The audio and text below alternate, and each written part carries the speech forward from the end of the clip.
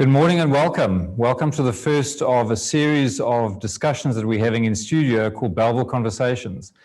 The GTP, the Greater Tygerberg Partnership, are mandated and work together with the City of Cape Town to not only uplift the Bellville and Para area, but to create conversations around the opportunities that exist within this area. And the Bellville Conversations will be bringing out different topics and different speakers and different guests over a period of time on a monthly basis to discuss either hot topics, contentious topics, and things where we believe that there's an opportunity for the Bellville community and the Bellville business area. The first thing I would like to do is welcome our guests, and I know we will have 3 guests. What we're doing, this conversation would normally take place via a panel discussion. Due to COVID regulations, we've limited the studio guests to 1 at a time. So we're going to be interacting and interchanging between guests during this webinar. So you'll have an opportunity to pose questions to each of the guests after their specific session. I'd also like to express a very big thank you to Michael, Marty, and their team at Truth TV for allowing us the use of their studio. It really does change the quality and images that are going out to you guys. The guests we have today are Professor Osden Jokonya from the University of Western Cape, and we'll introduce him a little bit later. Andrea Taverna-Turisan, who is the CEO of Equites Property Fund. It's the largest logistics listed property fund in the country. And then we'll have Alderman James Vos from the City of Cape Town, who I'm sure is no stranger to all of you and is passionate about bringing business into the CBD and the general metropole of Cape Town, and specifically Bellville. So we're really looking forward to those conversations. And then thank you to you guys for taking time out of your day to join in and sign up to this webinar. Hopefully there's some takeaways that are going to be interesting and valuable to you. And we look forward to some questions that come through the sessions. From a housekeeping point of view, all of you are muted, so you won't be heard even if your mic is on. However, questions can be posed in the Q&A box at the bottom of your screen, and those will be relayed to me to be asking the various guests the questions. So please use that Q&A session, make this interactive, and we'll relay as many of those questions we can to the guests. We are broadcasting to Facebook, so if you lose the Zoom link, please join on the GTP's Facebook page and you'll be able to watch the broadcast there. We will be sharing both the recording of the webinar as well as the presentations you're going to be seeing during this webinar from the various guests. So please don't feel that you need to make overcopious notes. These recordings and presentations will be made available to those who've signed in. Rapid digital migration. What in the Bellville opportunity area? Now, we've broken that down into 2 facets. The rapid digital migration over the last 12 months since the COVID impact has hit our economy has been pronounced. I think businesses are pivoting in a way that they never have had to before. I think it's terribly sad that some businesses haven't seen through this pandemic and unfortunately are no longer with us. But those businesses that are successful have seized the opportunity to change what they're doing and how they're doing it. And we've seen a massive spike in the utilization of things like e-commerce and hence the discussion today around what impact digitization has had on the logistics business, specifically in this area. The second part of that conversation is the Bellville opportunity. Now, we've unlocked and we believe we've unearthed the vertical sectors which play a huge role in our economy in the Bellville and Para area, and I please include Para in this conversation, which is termed Bellville. These verticals include very obviously our health sector, our retail sector, our transport sector, and our education sector. And the 5th one of those is the logistics sector. We have a proliferation of logistics companies in the area, and you'll see through a very quick presentation, which I'll take you through now, as to why Bellville is the most opportunistic area, specifically around supply chain logistics and getting access to market.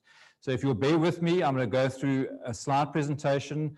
There are quite a few slides, but I'm going to go through it quickly. These presentations will be made available to you, so please watch the screen, hear what I'm saying. We will send the presentation to you. So just bear with me while I share screen.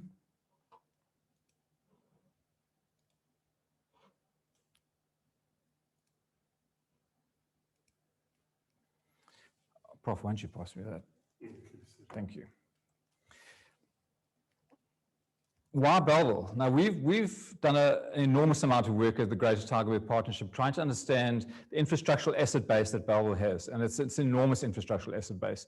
One being its locality, and its locality to all the major routes and trade routes specifically, both the airport, the port, the road infrastructure, the CBD, and everything that becomes the Western Cape. We are a highly connected innovation hub. We're also the secondary city to the CBD of Cape Town. Although we all fall under the same metropole, we see Bellville as a support structure to the CBD, where the major businesses are focused. We see manufacturing, industry, financial services, logistics specifically, operating in and around the Bellville area. And if you look at the map, you'll see we have a 360-degree development scope, whereas the CBD is limited in terms of where it can go from a development point of view. So development expansion is really, really critical in what we're doing. We strategically located. We're an industrial center for the Cape Town metropole. We have a strong ecosystem. The education system, I cannot stress enough, and hence one of the guests being from one of our major universities. The University of the Western Cape, CPUT, Stellenbosch University, both medical and business, play an enormous role in this economy and contribute an enormous amount to both the community and what happens within this community. We have over 100,000 students operating in here, numerous degrees being issued out on an annual basis, so a workforce that is highly qualified. We've had major investments in logistics hubs, and a lot is happening in that space. So from a locality point of view, it couldn't be better. From a transport location, 73 plus logistics companies currently reside, and that's expanding on a daily basis within this area. 31% of all industrial property is located in our node.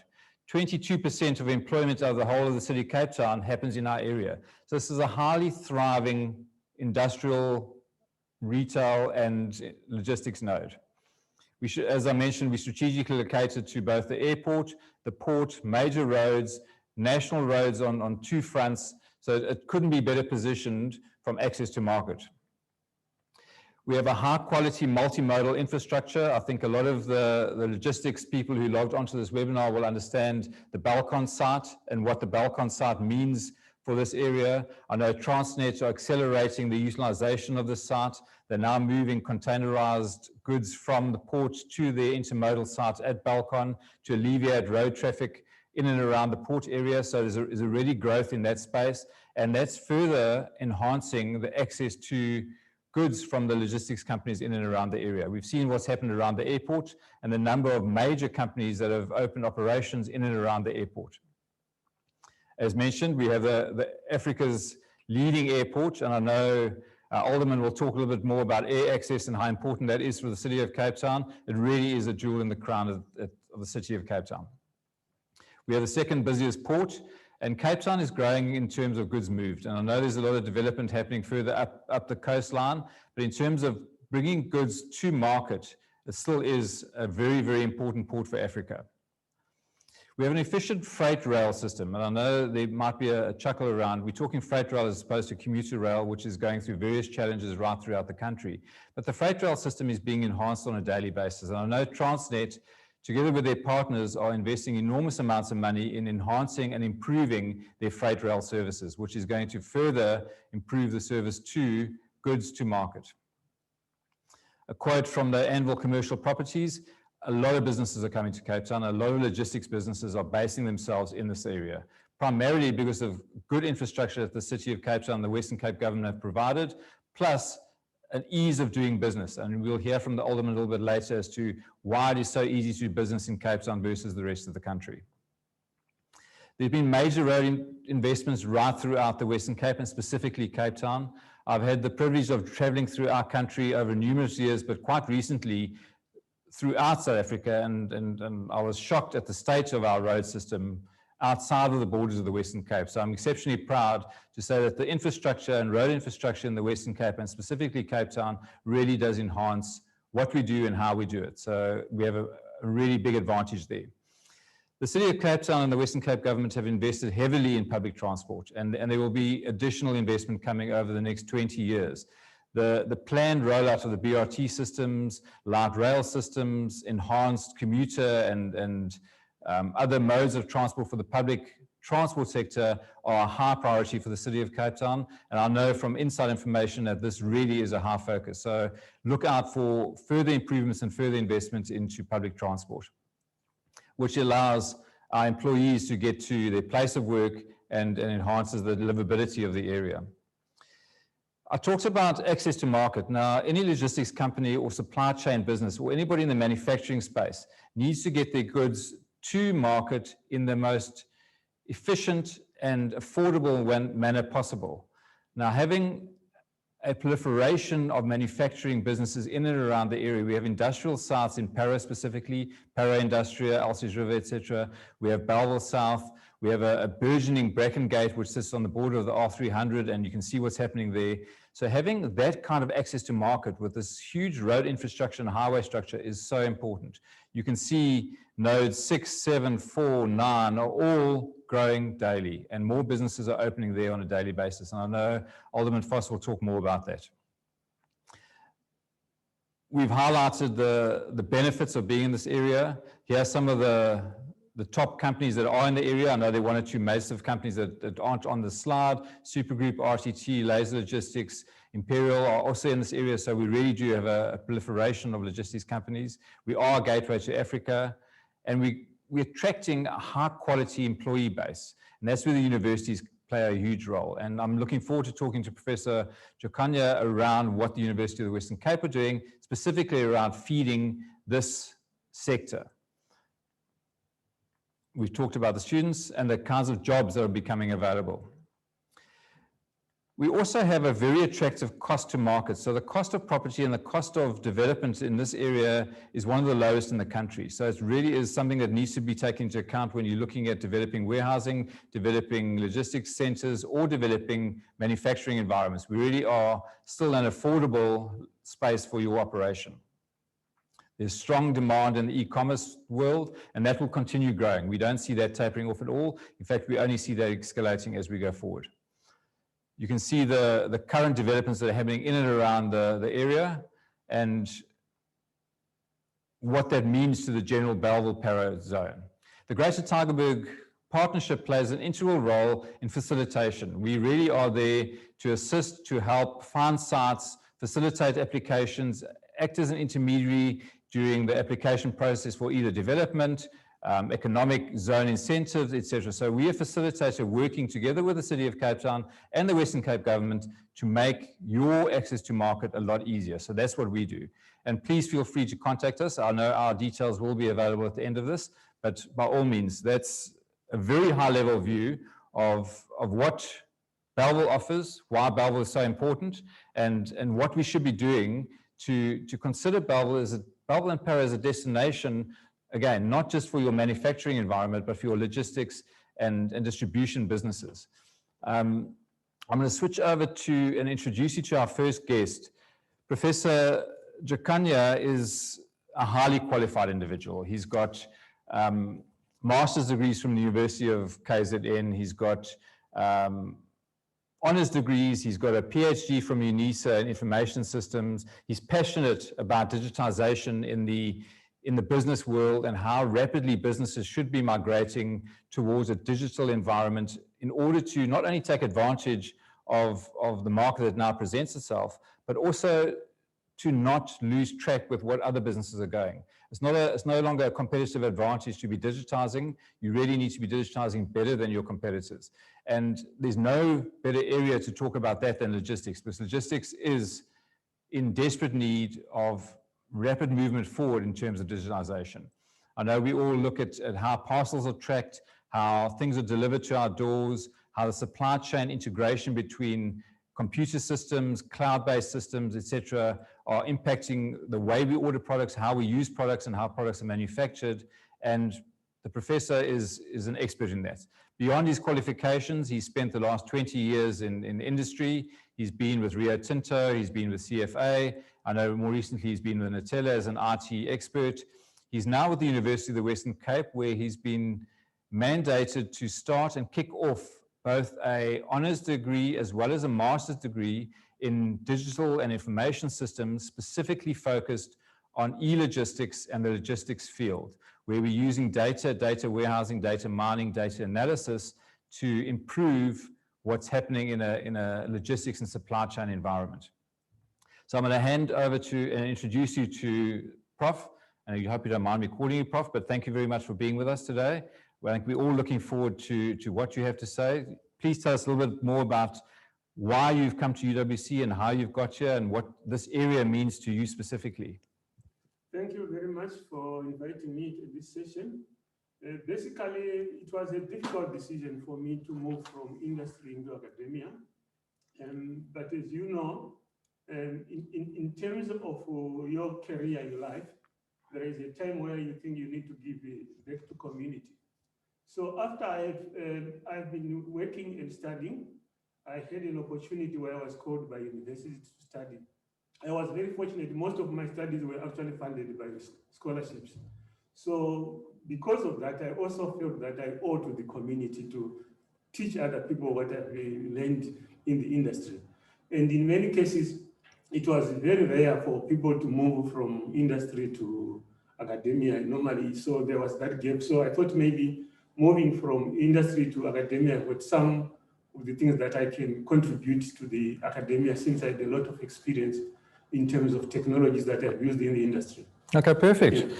Prof, thanks very much for the introduction, and it's really an honor to have you in the studio and have you with us today to talk about the rapid digitalization in specifically the logistics environment and what you're bringing to UWC. I know you've asked to share a presentation, which we'll go through quite shortly. There we go. I'm going to hand over the clicker to you, and you can take us through your presentation. Thank you. Basically, I'm from University of Western Cape. Western Cape in 2016, I think, they won a call from government. They asked the universities to participate in a call, which was looking on e-logistics to have an impact on the industry. So all the universities in South Africa, which are considered to be the former disadvantaged universities, they were asked to participate. So one of the criteria that was used for this funding by the government was to look at the universities which are surrounded by the logistic companies. So if you look on Western Cape University, all our sites at the university, we are surrounded by logistics. We are next to the airport. Every side where you go is a logistic industry. So the university managed to get the funding to start that project, which have got a master's and a postgraduate diploma in logistics. So this is one of the projects that I'm actually a coordinator for that project. It's very, very interesting in that because we started the project when we are actually ahead of what the industry was doing. So I'm very, very excited about that. We've got a lot of partners, international partners, Europe and America, whom we were working with that. So that program, what it does, we actually started the masters in 2018 because we had a deadline to meet the funding, the proposed date by the funders. Then the postgraduate diploma only started in 2019. So the two programs, they are unique in that they are only targeting people who have got experience and who have worked in the industry. Even the government funding, it had actually stated that the purpose of the industry is not to teach like an academic program, but to target people who are in the industry so that the knowledge that is being gained by those students should have immediate impact to the industry, so that South Africa becomes more competitive in terms of whatever they do. So it's very, very exciting because in many cases, when we are talking to students about these things, they see it as a new thing. So there is actually high demand in some of these programs. At times, we are failing to meet the demand of the students, mostly at master's level, who wants to come and study these programs. So it's very, very exciting for me. And I've got passionate for digital transformation in the industry, in society, and the individual level as well. So some of the talks that I'm going to look at is digital transformation drivers, digital transformation impact, some of the benefits that are associated with some of the digital benefits that we are going to look at, technology trends in logistics that are happening because, as I said, University of Western Cape is very, very lacking that we are surrounded by logistic companies. So we need to take advantage of that and make sure that we are part of the contributors to the neighborhood This is part of what is considered, I think, by Michael Porter in 2002, where he was talking about anchor universities. What can universities do to the local community based on the demands that are there? So our curriculum is actually based on logistics because we are surrounded by many logistic companies. So it will have an impact in terms of the Bellville Tygerberg area because of the locality where we are. Then digital transformation opportunities, I will discuss a little bit on that. Then the conclusion will be the last thing on the presentation.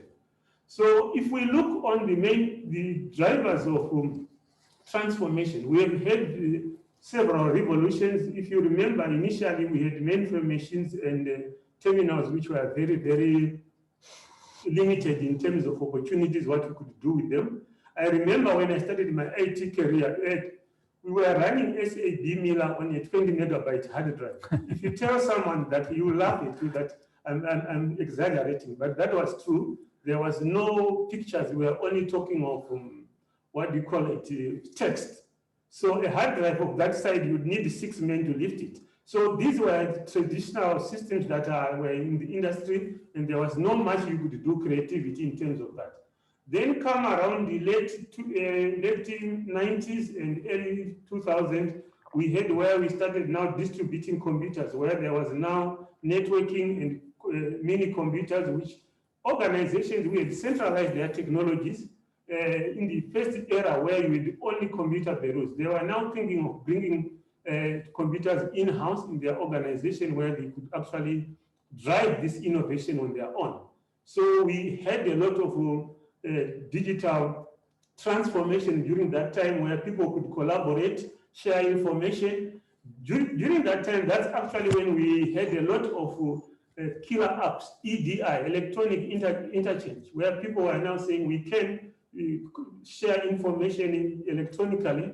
As I speak of EDI, even now some companies, they are still even to reach that stage optimization of how you can utilize EDI. Then after that, we had now the major change which actually disrupted the computer industry, which was the cloud computing. Cloud computing was actually one of the main drivers of digital transformation because there was an opportunity whereby people can now share most of the resources. So we ended up actually having a lot of people having access. This also brings in back a 360-degree transformation, whereby people who were in the first era in the early 80s, who were using mainframe computers, they decided again to outsource the whole IT service to some of these big companies because cloud computing was able to offer that opportunities. So we ended up having new terms where we were talking about platform as a service, software as a service, which is now helping small businesses actually to rent the software rather than owning the software. So it was very, very important. So now we are now moving into another phase, which is a platform, fourth platform, where we are now talking of cognitive computing, where we are now talking of artificial intelligence. We are now talking of digitization at higher level, Internet of Things, big data, where people are now in the data economy and seeing most of those benefits. So all these were the drivers of digital transformation in community, in industry, and at personal level. So those are some of the opportunities. As you can see from the diagram there, the number of users has been increasing exponentially in terms of connectivity. So each and every household now, they've got a technology in their home. We talk of mobile technologies, mobile phones. In terms of that, again, the cost of owning these devices has actually gone down because owning a cell phone was also not easy for many people. So digital transformation has got a lot of impact in logistics. So digital transformation in logistics have got a 40 trillion opportunity. The value at stake is to assess the potential digital transformation initiatives in the sector and unlock it. So there's a lot of opportunities. Digital transformation, digitalization in logistics also could unlock 1.3 trillion value of logistic players and a further 2 trillion worth of societal benefits over the next decade as well. So these are some of the technologies that have been actually driving and the benefits that are associated with them. We are now talking of things like shared warehouses globally using the technology. So you don't need to invest in warehouse, but you can actually rent. We have seen it happening. I think Imperial Logistics, one of the big players in that industry, where you can actually rent space. You don't need to go and build your warehouse. We have crowdsourcing, where many organizations are putting resources together, whether be it logistic vehicles and the like. Also, issues to do with logistic control towers.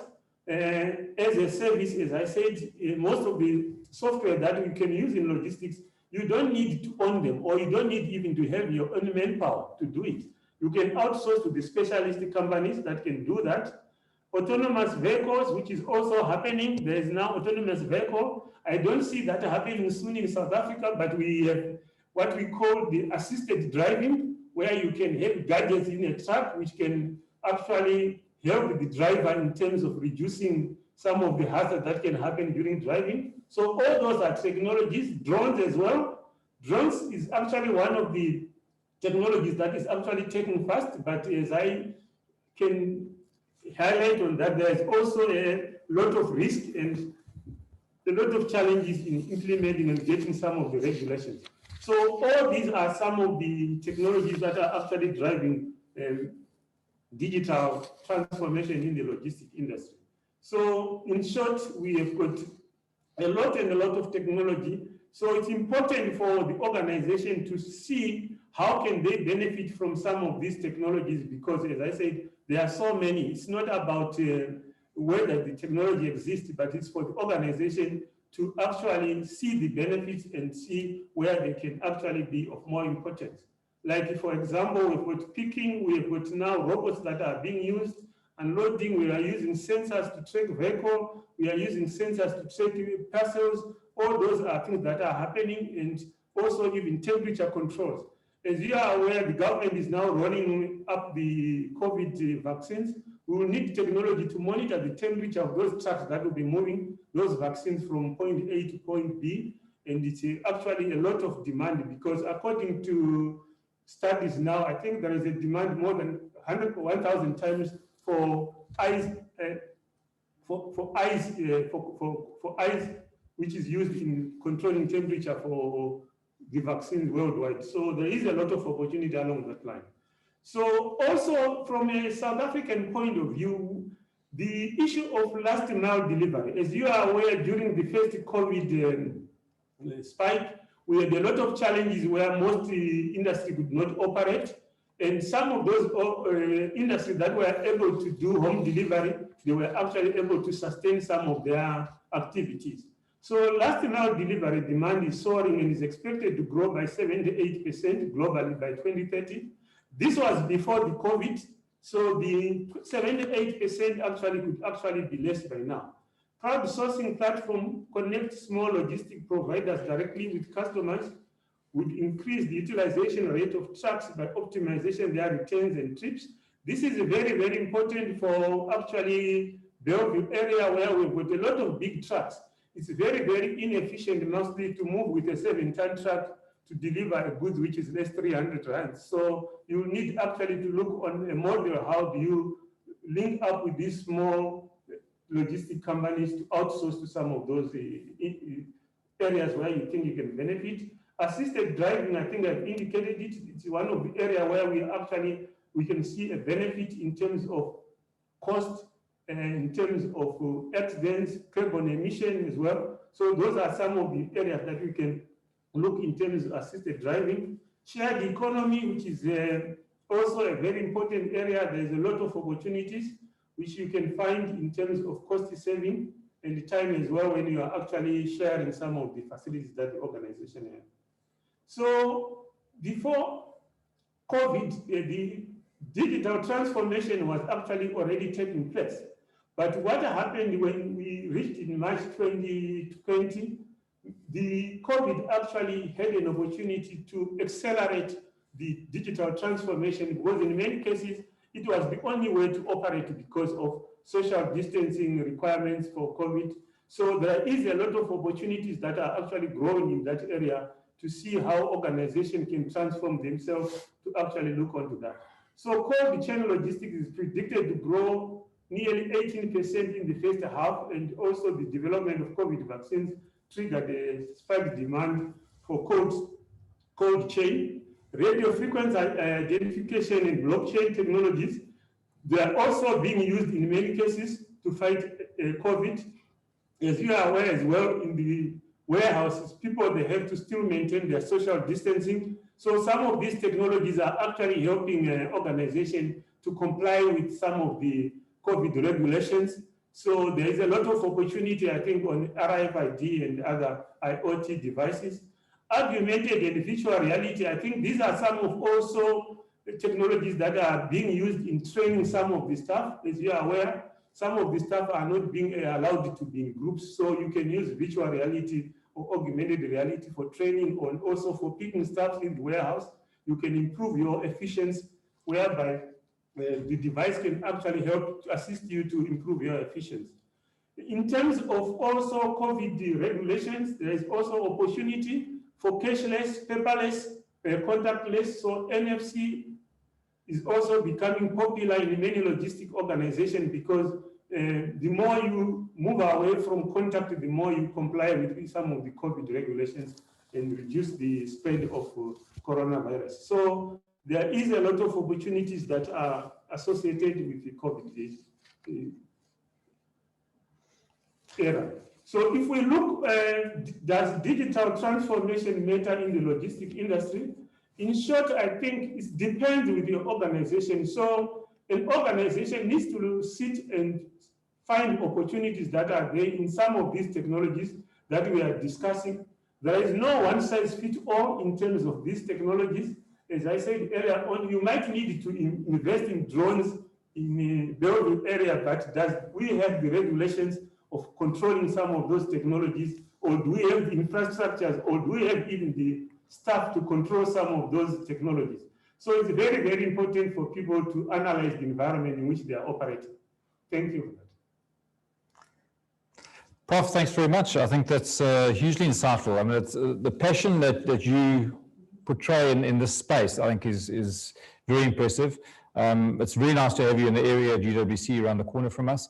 I'm just having a look at some of the curriculum out of the two qualifications that are coming out of UWC at the moment. And I must stress that UWC are the leading university in AI and AR. So there really is a drive around this university specifically to partner with colleges and universities in Europe to drive the fourth industrial revolution technology education systems in the area.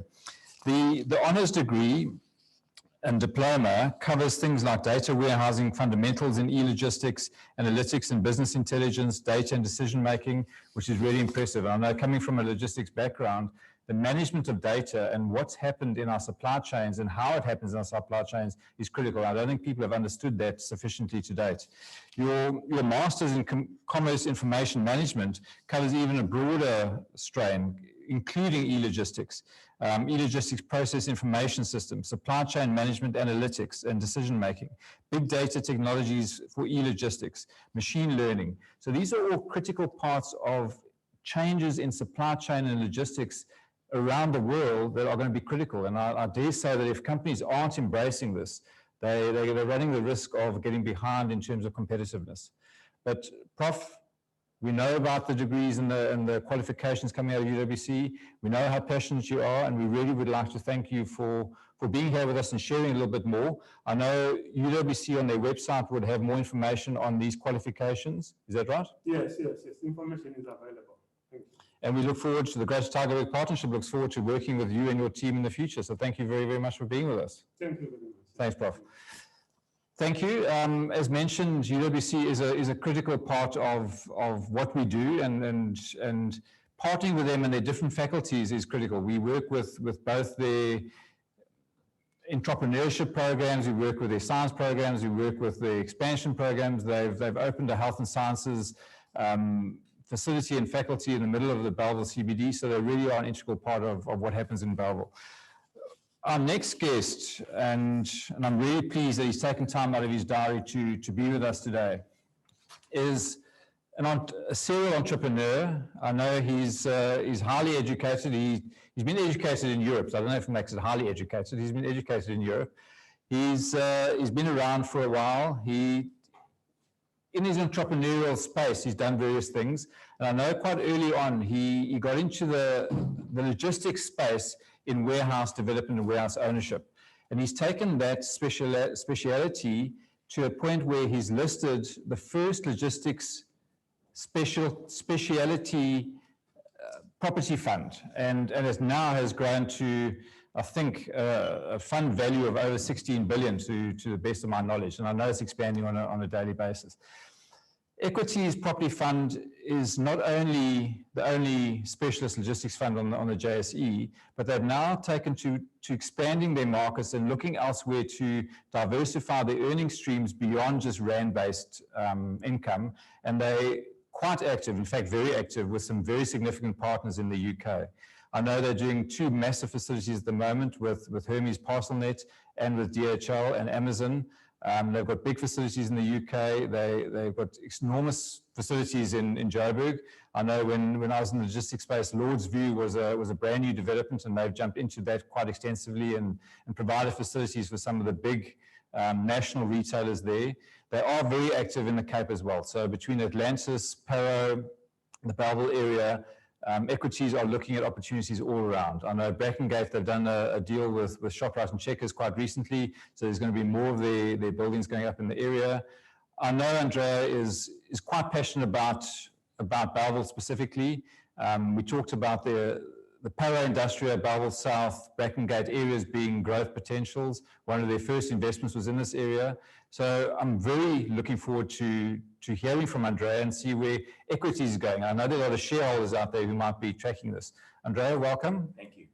Nice to have you here with us. Yeah, I mean, I did cut my teeth in Parow and Bellville South. That's where my first forays into meaningful logistics warehousing actually happened. So I've worked with the Tygerberg teams extensively over the years, and I must say it's been a mutually very beneficial relationship. Brilliant. Tell me, Andrea, I'm unashamedly punting this area. So we talked a little bit earlier about the attributes this area has. Access to market. How important is that for a facility like yours, where you're focusing on distribution? Critical. I mean, it's when you're talking logistics as well and supply chain, a lot of people, if you're running a very small business that may be just targeting City of Cape Town Centre, then you might have different criteria. But if you're a substantial business that's really targeting a broader spectrum across the whole peninsula and also into the outlying areas, in my opinion, and it's a personal opinion, I think the sort of Parow, Bellville South airport node bears no equal. Fantastic. We heard from the Prof talking now about rapid digitization. Now, you guys are developing, you're buying up land, you're putting up buildings, but I know there's a lot of technology that goes into what you guys do as well, not just the products you're putting into these warehouses. I mean, the big problem, obviously, with the extreme levels of technology is that they're all not rand-based, so they're foreign currency-based, and in some instances, the cost of completely digitalizing or mechanizing a warehouse is probably, at the moment, probably doesn't still make sense within a South African context. But that being said, there's definitely room for a partial mechanization, which just improves efficiencies. And ultimately, supply chain and warehousing is all about speed of getting product in and getting it out as accurately as possible. And if you can tick all those boxes, then you're working really, really well. And obviously, it can fall apart in many places. So what we try and do is hold our clients' hands through a process. We tend to work with some of the leading industrial engineers as well that do the detailed design inside a warehouse and how it flows. And depending on product, depending on value, depending on a whole host of other elements, the design will be different for different people. But ultimately, there are certain specifics. I mean, the most important thing in a warehouse is always going to be the floor. Yeah. If you don't have a flat floor, you're going to have problems. And it's got to carry a lot of load. So there's a lot going to that. In terms of environmental impact on developments like that, you guys are leading the way in terms of greening your warehouses, making them as environmentally impact friendly as possible. Yeah, so, there's two ways. I mean, the first thing is that we really try hard to try and get a zero carbon footprint on our developments. So we engage professional consultants to assist us in that process. And then we take it one step further where we bring in greening technology through PV, through water, saving schemes, and various other building materials that would be used in the process of putting the project together. So as a consequence of that and the importance it is to what we are doing, we've taken it one step further where with Standard Bank, they've issued us some funding, which is sustainably linked funding. We've got certain metrics we need to meet in the next 3 years, and if we do, we'll get a rebate on some of our interest. So there is fantastic interest from global financial markets, and ultimately all these things, they always come down to rand and cents. So if we can monetize these things, they become much easier to sell to clients. Especially the global clients obviously are quite further ahead on these things. They're issues that are maybe more pertinent in other parts of the world, and we really are trying to push them as hard as we can. I know you guys develop on behalf of in fact, when I looked at your annual report, the major players, both in the retail and logistics space. I mean, you've partnered with some really big players. I mean, Amazon is the most significant logistics company in the world. And all of those companies have a sustainability mandate. They need to be looking at their supply chain, and you're part of that supply chain to ensure that there is that sustainability. I mean, Amazon is unbelievable. I mean, their level of growth in the United Kingdom at the moment it's unbelievable. It's I mean, if you look at their numbers from last year, I mean, obviously COVID helped. I mean, they're 50% up in terms of turnover year on year. I mean, the level of technology they're bringing, the simplicity of ordering that they're bringing to the consumer.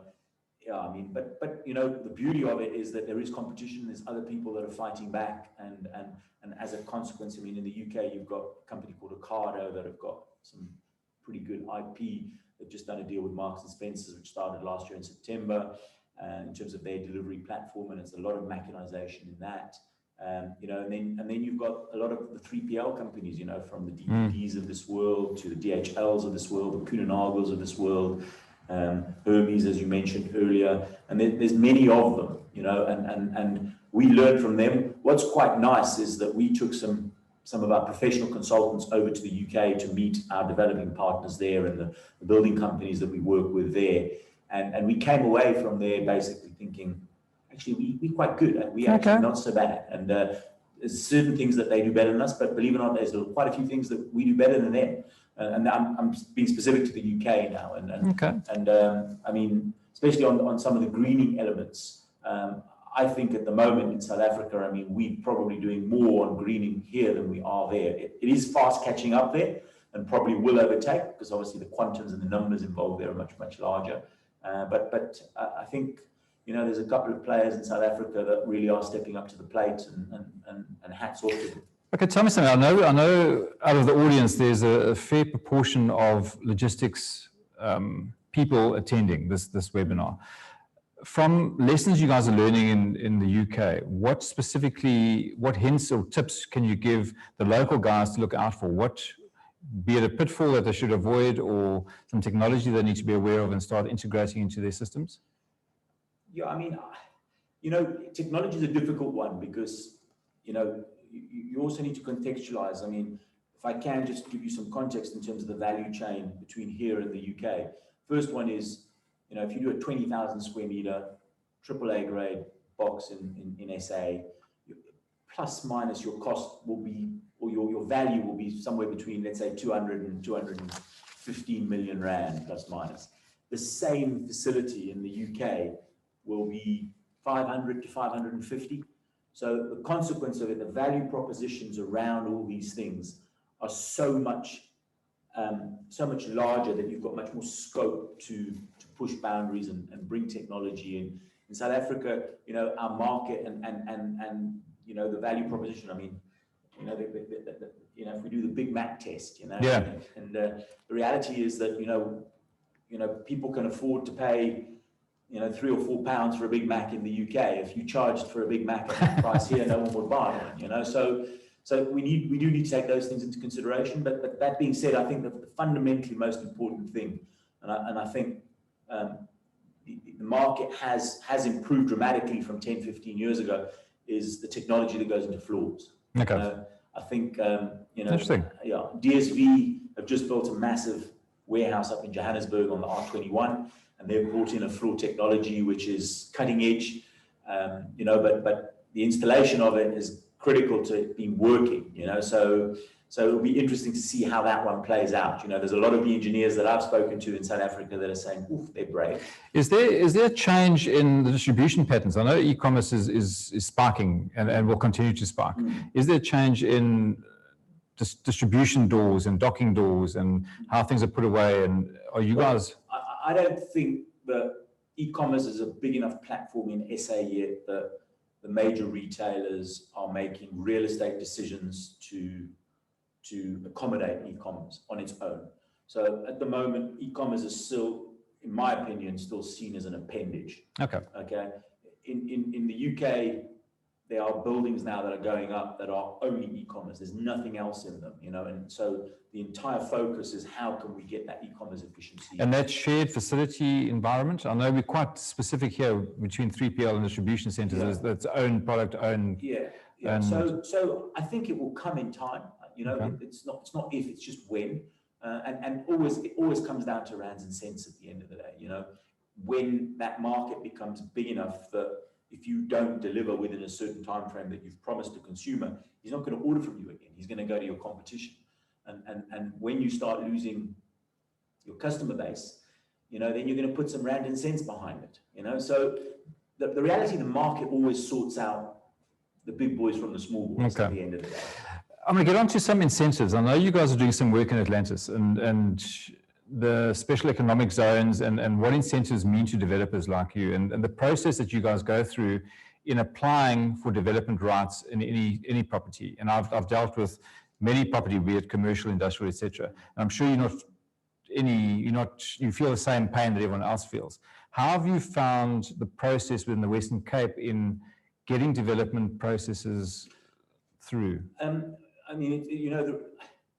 The reality of it is that different offices in the Western Cape use different criteria, and if there was, one piece of advice that I would love to give to the city is, to try and standardize those things, and the reality is that in some offices you have the leading town planners in there who are extremely pragmatic. They're prepared to spend time with you. They're prepared to listen. They're prepared to contribute. And you really feel that you are working together to try and achieve something which is going to be beneficial, yes, for us, but ultimately also for the city in terms of jobs, in terms of a rate base and all the other things that go with it.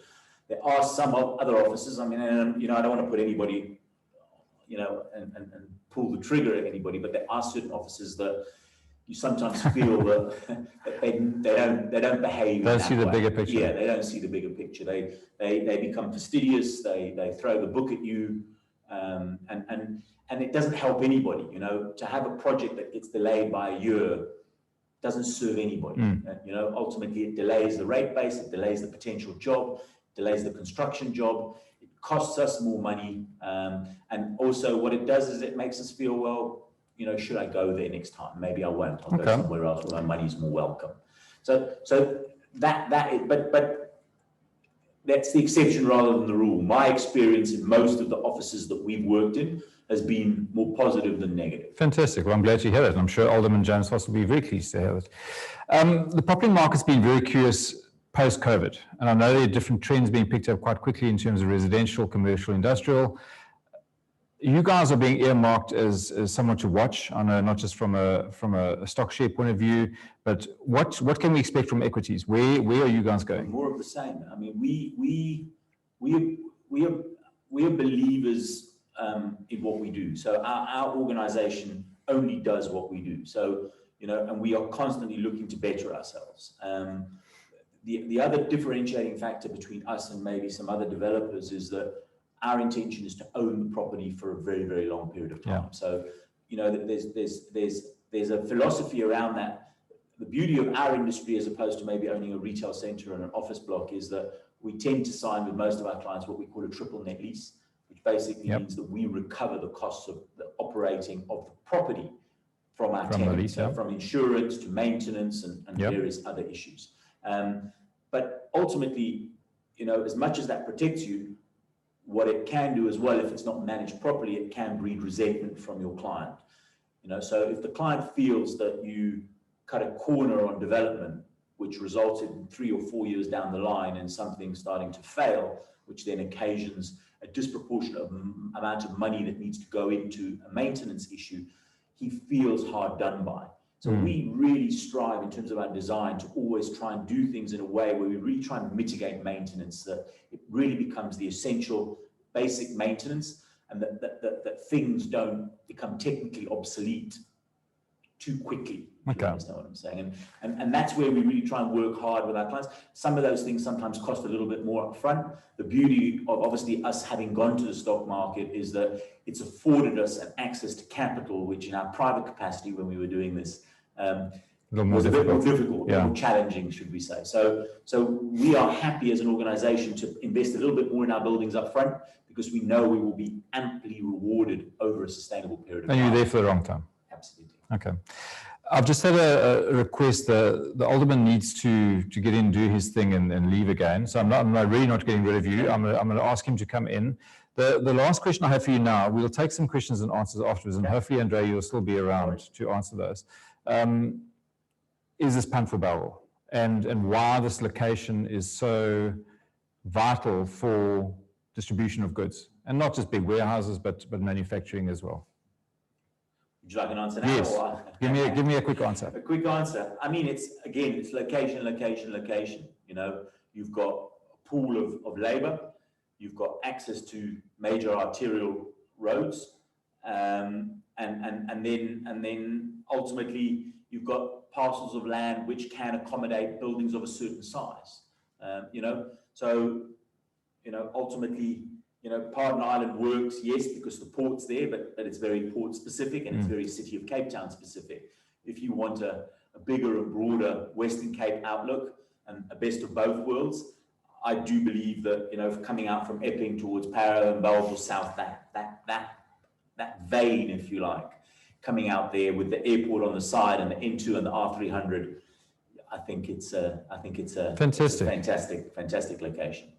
Andrea, thank you so much. I really appreciate you taking time out of your very busy day. I know some big deals happening. From our personal point of view, for those of you out there, please watch the Equites stock. I think it's a worthwhile investment. I think this company is going places. I think they've got a fantastic team behind them. They're using technology. They've cutting edge, and they've got some unbelievable opportunities coming forward in the Western Cape and hopefully in Bellville and Parow. So Andrea, we wish you guys all the best. For those of you who'd like to ask Andrea questions, we're going to have the Alderman do his presentation first, and Andrea will remain to answer any specific questions you have for him. But Andrea, thanks so much for being here. We appreciate it. Thank you. We're going to switch over to Alderman James Vos. And I said earlier, he's no stranger to most of you. He is the Mayoral Member for Economic Development. He's had a long career in politics. In fact, he's been a national parliamentarian. He's been active in not just his local community, but in sub-councils. He's very active on social media, and he's passionate about the City of Cape Town and what the City of Cape Town brings to its people and the businesses and the new opportunities that it brings. And I've had the privilege of working with James for a couple of years now. And since my involvement, I've watched new businesses and new companies arrive in the area. We've watched growth in different sectors. I know the business process outsourcing sector is very important, and it is very important to Bellville as well. We have numerous of those. He's driving Cape Town as a destination for business and economic growth. So we're very privileged to have the Alderman here with us. I know he's very tight for his time. He's a very busy man. So we're going to switch over Alderman, thank you very much for being here with us. It's always nice to have you in the studio and have a chance to chat to you. I know you've got a presentation. I know you are under a bit of time constraints, and we're going to try and get you through that as quickly as possible. I know you want to talk a bit about and I'll load your presentation, but please feel free to talk about what the City of Cape Town are doing specifically around attracting business. We're talking logistics and Bellville in this area, but I know there's some big companies, and you heard what Andrea is saying about Equites. So let me load your presentation quickly. Well, thanks, Warren, for the introduction. It's great to be here, and thanks for the initiative. It's a pleasure, and it's lovely to have you here. You've got the clicker. I'm going to hand over to you and let you take us through to what City of Cape Town doing. Thanks, Warren, and good morning to all the viewers. And COVID-19 has certainly turned the world upside down. And so as the City of Cape Town, we had to quickly make sense of it all. And as I take you through this presentation, a lot of this information was obviously before COVID, but it's an important reflection on the key economic sectors, the programs that we implemented, and specifically now as we look at a post-COVID world, what will those new markets mean for Cape Town? Obviously, our key source markets before COVID are very important in terms of business and leisure. We need to obviously find ways to rekindle those relationships with some of our key source markets, North America, Europe, and the East. But now in the post-COVID period, there's going to be new markets emerging, a need for new products. And I heard you speak earlier on about innovation. And so I see my department as the growth department of the City of Cape Town. But we now need to think differently. We must see ourselves as the innovation department so that we can work with entities across Cape Town to drive demand that will make business sense. And I think the Greater Tygerberg Partnership is a real demonstration of how we are bringing new demand into areas that basically have it all in terms of your infrastructure, your talent, your educational institutions, your housing, the entire urban makeup of Bellville and surrounding areas is perfect in terms of how we move products and services from Bellville to the world, and how we also move people in and out of Bellville so that we can get that circular economy going. And I always talk about the 3 C's. It's about care, consistency, and confidence. And at the end of our talk, we're going to add a 4th one, collaboration. Because so whilst I focus on the city as a whole, the city is made up of many moving components. And if we look at the location of Bellville, it plays an important part in terms of innovation, because it's right there in the middle in terms of its connectivity to the airport, to the harbour, to all of the economic nodes and people, because you need people in your economic geography, because money makes the world go round. And I think so there's the 4th C, collaboration, but we'll get to that in a moment. So, it's also important for us to recognize Cape Town's place in the country's economic context. So we are the 2nd largest municipal economy. And on this slide, you'll see specifically, and this is before COVID, the important economic sectors that make up Cape Town's geography, from finance to business services, retail, manufacturing, transport. And I think it's going to be in the post-COVID world a lot different, because now you'll see technology and innovation competing for those sectors, how we connect them. And these were some of the big companies that we've attracted to Cape Town. And people often ask me, but how do you make it happen? Because last year, during the toughest of times, we attracted more than 11.27 billion rand of new investments into Cape Town, despite lockdown. And it's because we have an investment ecosystem in place. We have a dedicated investment facilitation unit that supports local and international companies to give them a smooth landing into Cape Town. So we navigate all the municipal processes on their behalf. We cut bottlenecks, we cut red tape. And I said to myself, I mustn't use the red tape word, but it is a big issue. A lot of the viewers, the businesses listening in will agree that that is one of the biggest things holding growth back. And I think GTP, you've managed to actually cut a lot of red tape with the work that you're doing. And that's driving demand. And it's about rolling out that red carpet. And I think this is why I've been so happy to participate in this conversation, because it's getting the key role players in one room and to have a conversation. And so what you see on that slide is exactly what we've achieved, getting the right people in the room, from Amazon to Hisense to Airbus to Kimberly-Clark, IBM, you name it, they're all there. And those are the investments that will really give Cape Town that competitive edge. And so it's about incentives, it's about economic inclusion, it's about innovation, and it's making sure that you find the right fit for those companies. And I know that you are a big advocate for Bellville, and you are always asking, what can you bring to Bellville? And that's exactly this conversation's purpose. How do we make sure that when we speak to big companies, international and local, and also expansion, and I'll come to that in a moment, because while we're attracting new investment, we also need to make sure that existing businesses remain. So we call it the Business Retention and Expansion Program by the City of Cape Town. We came up with this as a quick response during the first lockdown, because we had to ensure that we don't have any further business closures, layoffs, or liquidations. So we rolled out a Business Retention and Expansion Program with Productivity SA. Many Bellville businesses participated in that program. It's just about putting the pieces back together and to improve production so that we can now give businesses a step up. And don't forget about the small businesses. We also need to make sure that there's an opportunity for them to compete for big business. Yesterday, I participated in a webinar with CNBC, and we spoke about startups and the SME ecosystem. And I think the big mistake for many governments, they want to make small business big business. No, there is a place for small business, because they become the provider of services and goods. Employment. And so that's why you need a dedicated investment facilitation unit that can help you land these type of investments. And then now you need to think about all the businesses in your location that supports the growth of these businesses, because now it becomes product development and smart procurement. Those are the two big things.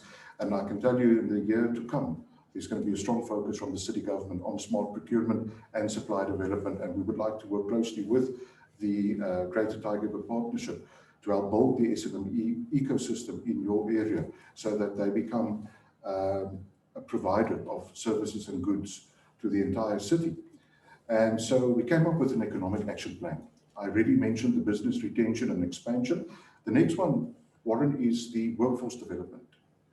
Now, for cities to compete, you need to focus on your workforce. We can bring all the businesses, but if we don't have a skilled workforce, we're going to go nowhere slowly. And that's why I think Bellville is so unique. You've got all the infrastructure and you've got the people. Now we need to train those people in the right sectors so that we can establish the proper skills pipelines into those growth sectors, from clothing and design to food and manufacturing to technology and electronics, business process outsourcing, call centers. So that program aims to train, and we call it the Cape Skills and Employment Accelerator. And so that program aims to train young people in Cape Town. We'll train them, we'll pay stipends, and we'll place them in a job. And we're looking at 3,000 in the first period, so that we can quickly train people for the right sectors and be job ready. It's a big gap in the market. The next one is investment facilitation, and I've touched on it already, and then the sector support initiatives. And that comes to your conversation about logistics. How do we move goods and services in and out of Bellville so that we help existing businesses expand and get new products developed for the emerging of new markets that will come? I call it the Proudly Cape Town product, so that we can get it to harbour or get it to the airport. And you know, the airport is also going to go through a massive expansion. We're looking at a new economic zone. We're looking at an aerotropolis. We're looking at many things to give businesses a compelling case to invest in the airport precinct so that we can have many more products exported out of Cape Town. And so it's not only the bums on the seats, getting our passengers arriving into Cape Town, but also getting more cargo exported. And this is why I often remind Cape Townians, we are proudly African city. Absolutely. Africa, Warren, is a fantastic continent with massive potential. In fact, I think, yeah, on this slide, you'll see, look at all those flight expansions, flight routes into Africa. We've helped many, many companies in Cape Town set up shop in Africa because they'll produce and manufacture products from Cape Town and will export into Africa and will help the African economy flourish. So that's why we call ourselves the Springboard into Africa. So we've got a dedicated program that works with Cape Town companies around their export into Africa and beyond. Airlift, your next door neighbor, Cape Town International Airport. It's a massive piece of infrastructure within your location. And the future is, of course, expansion, but we also need to think about how we expand. And so those direct routes and the route expansions in 2018, that's our priority. We've got a dedicated team in my department working with the provincial government and Westgrow around securing those flight routes again, so that we get the bums on the seats and the boxes in the belly. So, and we've got a couple of new airlines lined up. Obviously, we have to get that North American route back up and running. We have to get back into Europe. Africa is busy stabilizing, so we've seen some growth there to the east. And then South America, that's the next one for us, so that we can look at trade and travel into the South American market. So, and then you get your BPOs.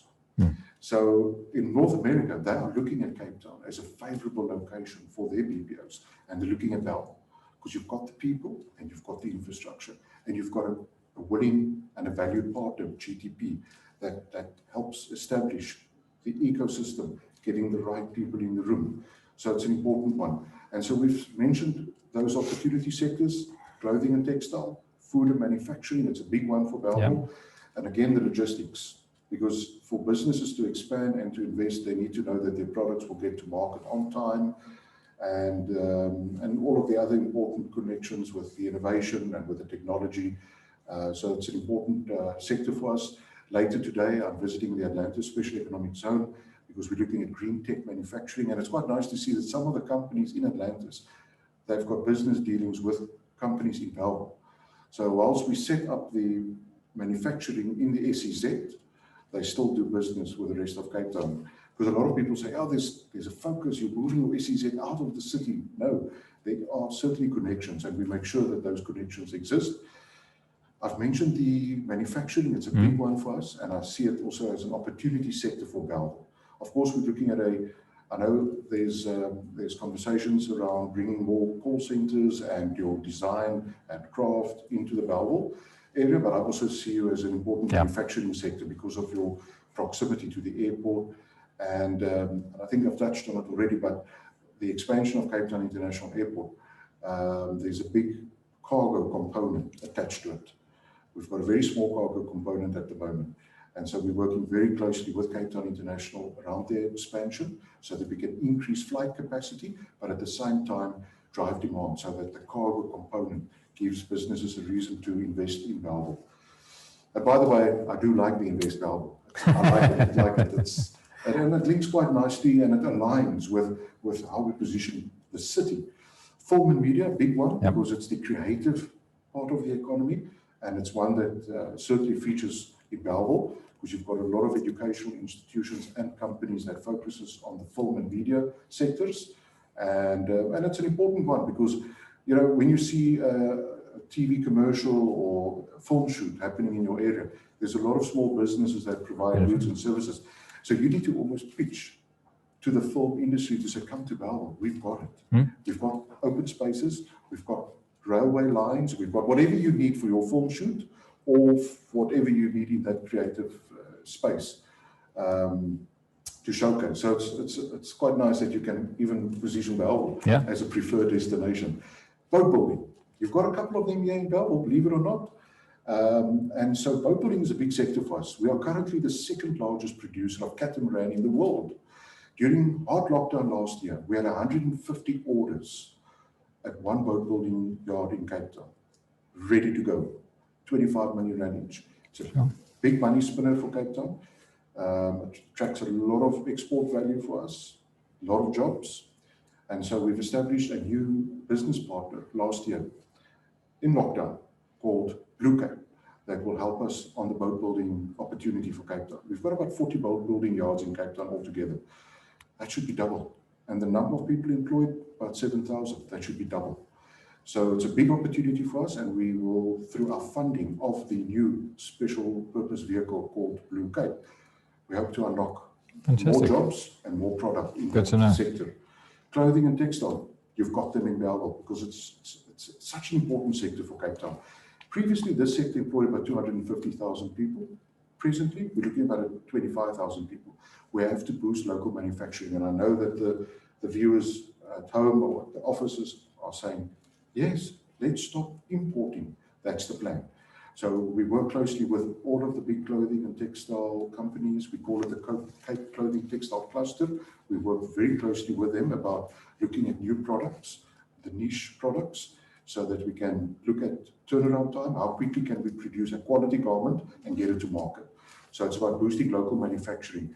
And later this year, we're going to make some exciting announcements around our clothing and textile strategy for Cape Town, and a couple of local companies are going to expand. So it's again training. So one of the skills pipelines that we're looking at is providing training into this particular sector. So we don't want a factory or an owner of a company saying, we want to expand, but we don't have the trained workforce. That's where we come in. Tech is a big one. You've got them in Bellville, and it moves goods and services. You need technology to drive and to give you that competitive edge. And that's why tech is going to be a big one for us. If we want to compete globally and connect Cape Town with world markets, this is the one to invest in. And so we have a partnership with Cape IT Initiative, where we fund people for training, and we call it the digital confidence sector, so that we can just get people to get it onto their resume. Companies are not employing you if you don't have anything of computer literacy, computer coding or software development on your resume.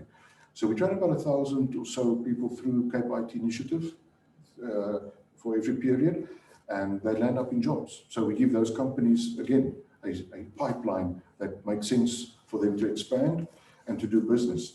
Business process outsourcing, this is an exciting one, and we're going to have many conversations going forward.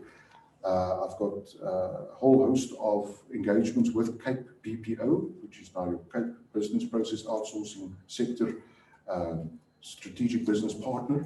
I have to get the term right because we fund them. So in terms of the Municipal Finance Management Act, and for people listening, I need to be specific on how we transact with our partners.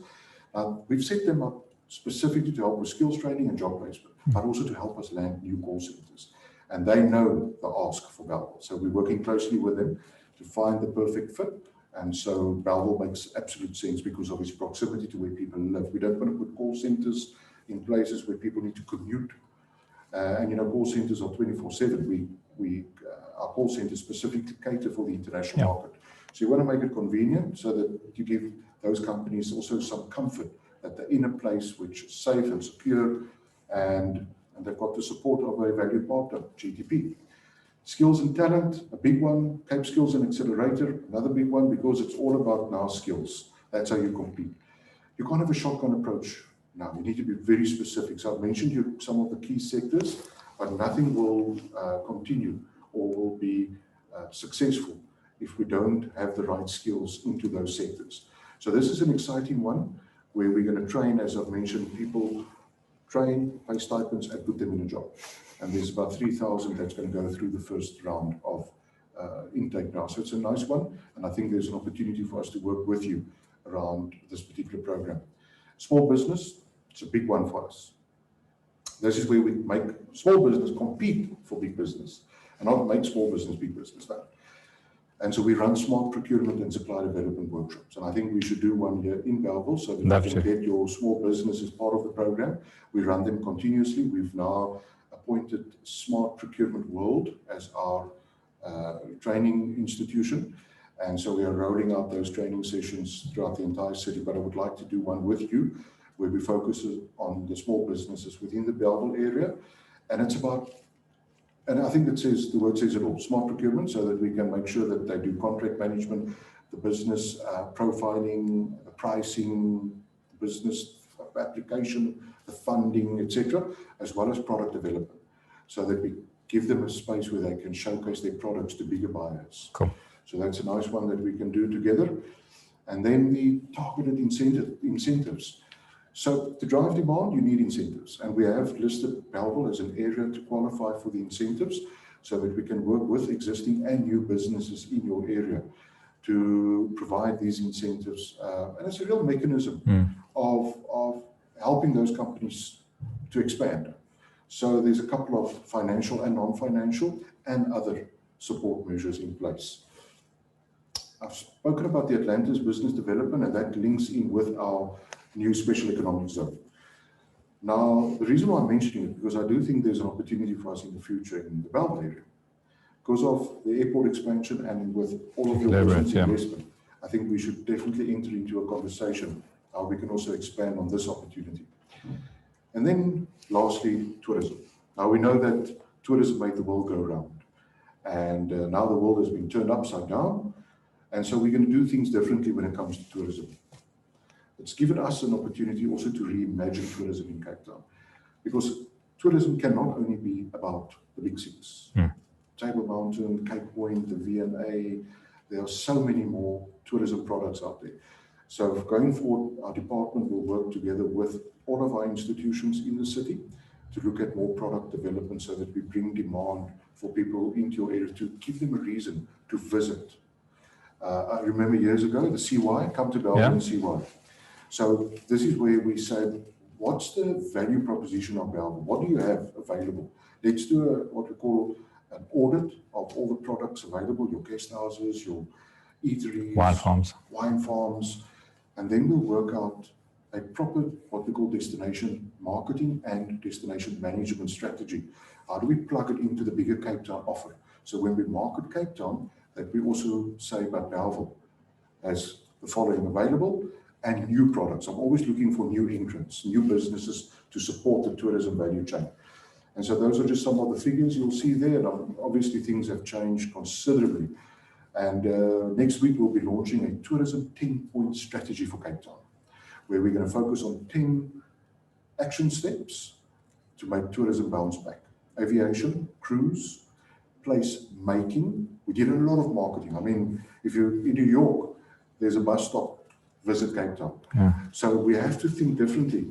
We have to move away from marketing, but into the conversion space, so that we do more place making, so that we work with places such as Bellville to find out what is your value proposition, what do you offer, and what more can we help you facilitate. So there's some exciting things coming out of the tourism strategy. There you've got it, Warren. So that was a snapshot of our economic situation in Cape Town. We're mindful that many businesses are bleeding.